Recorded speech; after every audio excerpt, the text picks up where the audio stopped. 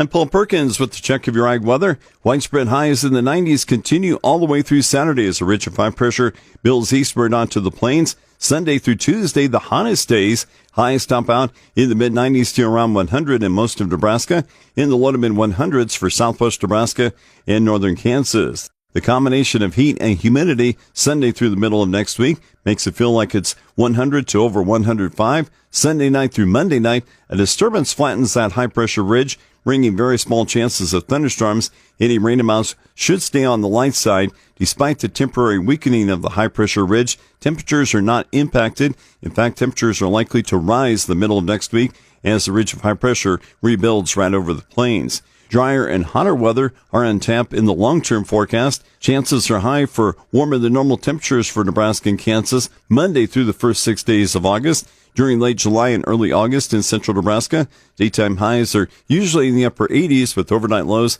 typically in the low to mid 60s. Nebraska and Kansas rainfall Monday through August 6th predicted to be below normal, something to watch. There are concerns the prolonged period of hot and dry weather may lead to rapidly increasing drought. You can see more on our Facebook page for KRVN.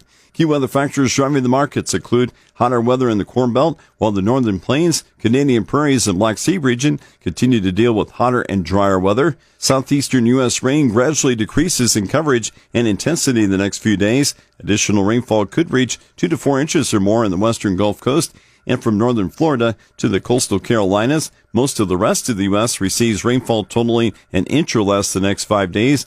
Much of the nation's midsection, though, remains completely dry. Late week thunder showers associated with the cold front dot the northern plains. Much of the U.S. experiences return or continuation of above normal temperatures with 100-degree heat spreading as far east as the central and southern plains by early next week. Across the Midwest and central and southern plains, conditions are currently fairly positive for most areas, but the turn to hotter and drier weather could start to have an impact on reproductive fulfilling corn and soybeans.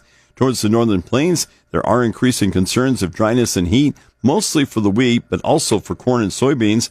The recent warmer weather, though, in the northern plains was a benefit to late planted corn and soybeans. The Canadian Prairies has already been dealing with heat and dry weather, expects a slight break from the heat late in the week before more building heat returns next week. In the Black Sea region, light rain early this week was not enough to impact the drought for many areas. Upcoming heat in the Black Sea region won't be as consistent as the last few weeks, but near to above normal temperatures will be stressful for developing corn and sunflowers, and crop damage is being done. Eastern Europe has seen some needed rain. More unneeded rain is expected for France and Germany this weekend. With the check of your ag weather, I'm Paul Perkins.